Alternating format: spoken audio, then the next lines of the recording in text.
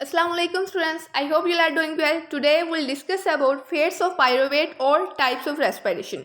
Basically हम respiration की दो टाइप्स डिस्कस करते हैं on the basis of presence और absence of oxygen. If oxygen is not available we call it anaerobic respiration in the absence of oxygen, and on the other hand if we have oxygen we will call it aerobic respiration. So aerobic respiration वो होती है जिसमें जो pyruvate है उसको oxygen available होती है और उसकी ऑक्सीडेशन होती है टू दी एंड प्रोडक्ट, यानी कार्बन डाइऑक्साइड और वाटर में उसकी ऑक्सीडेशन हो जाती है. लेकिन एनारोबिक में क्योंकि उसको ऑक्सीजन अवेलेबल नहीं होती तो उसकी कार्बन डाइऑक्साइड और वाटर में ऑक्सीडेशन नहीं होती. तो एरोबिक रेस्पिरेशन में जो हमारे पास फाइनल इलेक्ट्रॉन एक्सेप्टर होता है वो कौन होता है? ऑक्सीजन होता है, क्योंकि ऑक्सीजन अवेलेबल होती है. लेकिन एनारोबिक रेस्पिरेशन में हमारे पास ऑक्सीजन अवेलेबल नहीं है तो एरोबिक एक इनऑर्गेनिक मॉलिक्यूल होता है जो फाइनल इलेक्ट्रॉन एक्सेप्टर होता है. और फर्मेंटेशन में जो इलेक्ट्रॉन एक्सेप्टर होता है वो हमारे पास ऑर्गेनिक मॉलिक्यूल होता है. ये इनका बेसिक सा डिफरेंस है. लेकिन जो एरोबिक रेस्पिरेशन है उसमें हमारे पास ऑक्सीजन का होना ज़रूरी है, क्योंकि उसमें एक NAD+ का होना ज़रूरी है. NAD+ कैसे बनता है? एक NADH जब अपना हाइड्रोजन लॉस कर देता है यानी ऑक्सीडेशन होती है तो NAD+ बनता है. तो NADH की ऑक्सीडेशन कब होगी? इन द प्रेजेंस ऑफ ऑक्सीजन, क्योंकि ऑक्सीजन की प्रेजेंट में ऑक्सीडेशन होगी तो तब पायरोवेट को एक फाइनल इलेक्ट्रॉन एक्सेप्टर अवेलेबल होगा. अब अगर हम एरोबिक रेस्पिरेशन की बेसिक जो सारा पाथवे उसके बारे में बात करें तो एरोबिक रेस्पिरेशन में क्रेब्स साइकिल का प्रोसेस होता है. यानी एरोबिक रेस्पिरेशन में क्या होता है कि कार्बन जो पायरोवेट है जो ग्लाइकोलिसिस में बना था, हमने उसके बारे में ओवरव्यू लिया था. आज हम जस्ट फेट्स ऑफ पायरोवेट के बारे में डिस्कस करेंगे. हम क्रेब्स साइकिल को या किसी भी प्रोसेस को डिटेल में डिस्कस नहीं करेंगे, वो हम बाद में डिस्कस करेंगे. आज जस्ट फेट्स के बारे में डिस्कस करेंगे.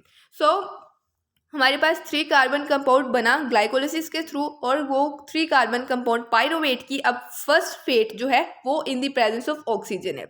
इन द प्रेजेंस ऑफ ऑक्सीजन में क्या होगा कि इसके 3 कार्बन है, इसने माइटोकॉन्ड्रिया में एंटर होना है, क्रेब्स साइकिल में एंटर होना है.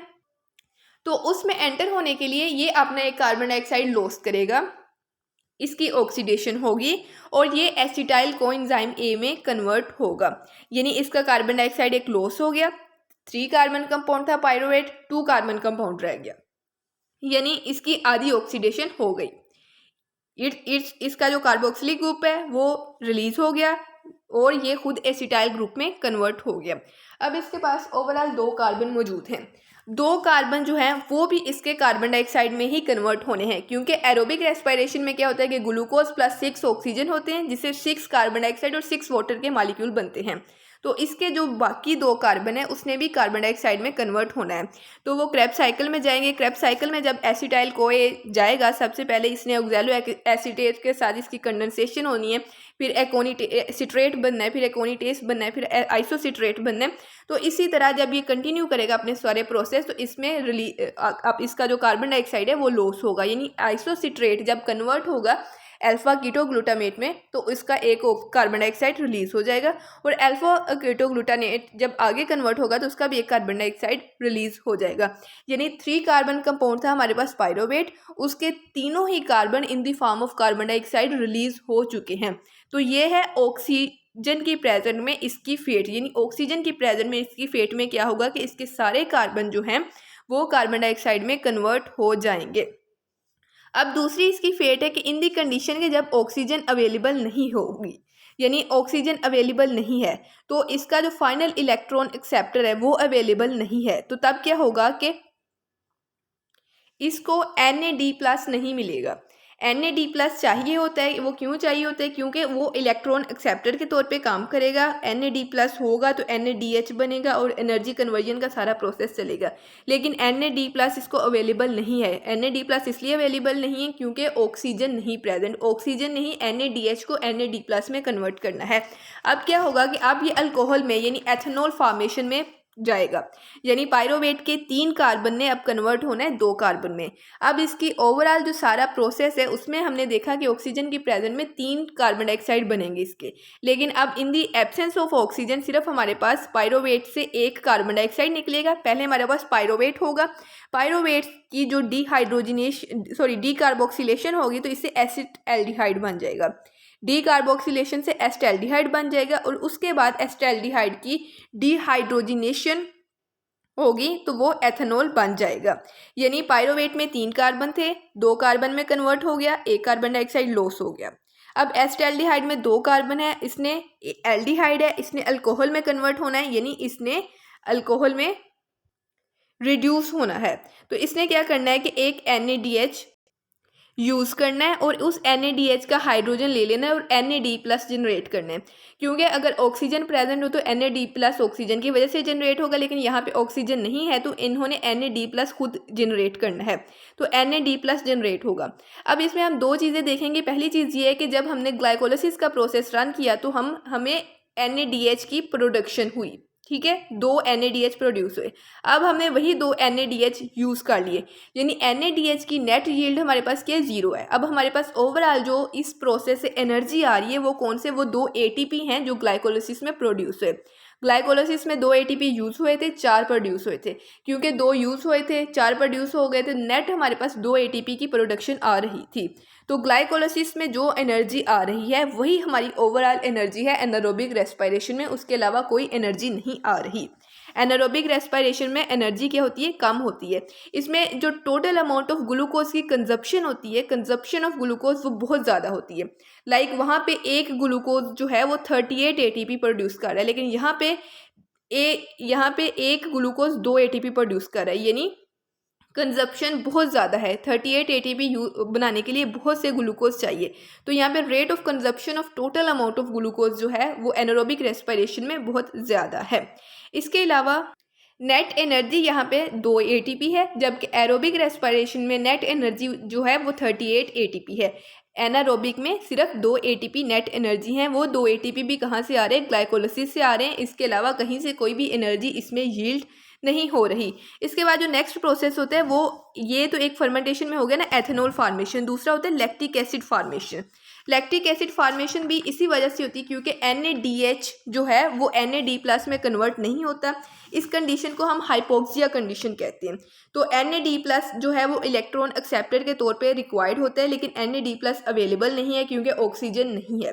तो फिर क्या करेगा कि जो हमारे पास पायरोवेट होगा वो NAD+ की प्रोडक्शन के लिए क्या करेगा कि NADH से खुद ही हाइड्रोजन ले लेगा, ठीक है। पायरोवेट NADH से खुद ही हाइड्रोजन ले लेगा और उसको NAD+ में कन्वर्ट कर देगा। इस तरह जो चीज़ प्रोड्यूस होगी वो लैक्टिक एसिड प्रोड्यूस होगा। जैसे हमने देखा कि एथेनॉल फार्मेशन में नेट यील्ड 2 ATP थी, इस तरह भी 2 ATP इसमें भी वही बनेंगे, वही 2 ATP जो ग्लाइकोलिसिस में बनेंगे। इसमें भी NADH की नेट प्रोडक्शन जो है वो 0 होगी क्योंकि ग्लाइकोलिसिस में 2 NADH प्रोड्यूस हो रहे हैं, यहाँ पे 2 NADH आके यूज़ हो गए, तो नेट जो है प्रोडक्शन वो होगी 0। अच्छा, इसमें एक बहुत ही मज़े की बात यह है कि लैक्टिक एसिड की फर्मेंटेशन जो है ये ज़रूरी नहीं है कि सिर्फ हाइपोक्सिया कंडीशन में हो। लाइक हमारी आइज़ में जो रेटिना होते हैं, इसके अलावा एरिथ्रोसाइट्स होते हैं, हमारे जो बॉडी के रेड ब्लड सेल्स होते हैं, वो नॉर्मल कंडीशंस में भी लैक्टेट पाथवे या लैक्टिक एसिड फर्मेंटेशन वाला प्रोसेस ही फॉलो करते हैं। उसकी वजह एरिथ्रोसाइट्स में तो ये है कि उसमें माइटोकॉन्ड्रिया एब्सेंट होती है, उसमें पायरोवेट की कंप्लीट ऑक्सीडेशन नहीं होती और नॉर्मल कंडीशंस में भी जो लैक्टेट है वो प्रोडक्शन हो रही होती है, यानी पायरोवेट लैक्टेट में कन्वर्ट होता है और लैक्टेट मतलब डिहाइड्रोजिनेस एंजाइम यूज़ हो रहा होता है, तो इस तरह इसमें लैक्टेट की प्रोडक्शन हो रही होती है। अगर हम मसल्स में बात करें तो मसल्स में जब बहुत ज़्यादा उनको स्ट्रेचिंग रिक्वायर होती है, बहुत ज़्यादा उनमें एक प्रोसेस चल रहे होते हैं या फिर उन्होंने फास्ट मूवमेंट करनी होती है, तो तब भी उसमें लैक्टिक एसिड फर्मेंटेशन वाला प्रोसेस होता है। बेसिकली स्केलेटल मसल्स की 3 टाइप्स होती हैं। एक होते हैं जो स्लो ट्विच मसल्स होते हैं, एक फास्ट ट्विच मसल्स होते हैं, एक मॉडरेट ट्विच मसल्स होते हैं। जो होते हैं ना फास्ट ट्विच मसल्स, उन्होंने मोर ATP डिमांड होती है उनको ज़्यादा ATP रिक्वायर्ड होते हैं और इस वजह से उनको ज़्यादा ऑक्सीजन सप्लाई चाहिए होती है, लेकिन क्योंकि ब्लड जो है वो इनफ ऑक्सीजन सप्लाई नहीं करता उनको, तो इसलिए उनको अपना लैक्टेट फर्मेंटेशन वाले प्रोसेस की तरफ जाना पड़ता है। इसके लिए हम अलग सारा प्रोसेस डिस्कस करेंगे कोरी साइकिल के नेम से। कोरी साइकिल में ये सारा कुछ प्रोसेस हो रहा होता है, यानी वहाँ पे क्या होता है कि जो सारा फर्मेंटेशन का प्रोसेस होता है लैक्टिक एसिड फर्मेंटेशन के थ्रू लैक्टेट बनता है। सबसे पहले जो मसल्स में स्टोर्ड ग्लाइकोजन होता है ना, वो ग्लाइकोजन लैक्टेट में कन्वर्ट हो जाता है। अब उस लैक्टेट को ब्लड में ट्रांसफ़र किया जाता है ताकि वो लीवर में जाए। लीवर उस लैक्टेट को दोबारा ग्लूकोज में कन्वर्ट करते हैं, वो ग्लूकोज दोबारा ब्लड में जाते हैं, ब्लड दोबारा उसको ग्लाइकोजन में कन्वर्ट करता है, फिर जब मसल्स को चाहिए होता है तो वो लैक्टेट में कन्वर्ट कर देता है। तो इस तरह ये सारा साइकिल चलता रहता है, इसको कोरी साइकिल कहते हैं। तो बेसिकली हमने 3 फेट्स डिस्कस की पायरोवेट की। एक फेट में हमने डिस्कस किया कि एरोबिक ब्रेकडाउन होगी, क्रेब्स साइकिल होगा, उसमें इससे 3 कार्बन डाइऑक्साइड बन जाएंगे। दूसरी और तीसरी फेट में हमने डिस्कस किया कि इसके पास Na+, यानी एक इसकी ऑक्सीडाइज फॉर्म नहीं होगी। Na+ इलेक्ट्रॉन एक्सेप्टर होता है, जो इलेक्ट्रॉन को एक्सेप्ट करने के लिए चाहिए होता है। क्योंकि Na+ नहीं प्रेजेंट, तो तब क्या होगा कि उसकी 2 तरह से फर्मेंटेशन होगी, एक अल्कोहलिक फर्मेंटेशन, एक लैक्टिक एसिड फर्मेंटेशन। दोनों में नेट एनर्जी जो है वो 2 ATP प्रोडक्शन हो रही है। दोनों में जो एनर्जी की कंजप्शन है, कार्बन डाइऑक्साइड की कंजप्शन है वो बहुत ग्लूकोज की कंजप्शन है वो बहुत ज़्यादा है, लेकिन एनर्जी कम प्रोड्यूस हो रही है। जो उनमें NADH की नेट प्रोडक्शन है वो 0 है, क्योंकि जो 2 NADH प्रोड्यूस हो रहे हैं, 2 ही NADH यूज़ हो रहे हैं। अब इन सारे प्रोसेस को हम सेपरेटली नेक्स्ट लेक्चर्स में डिस्कस करेंगे। आई होप इसकी आपको समझ आ गई होगी। जज़ाकल्लाह, थैंक यू वेरी मच।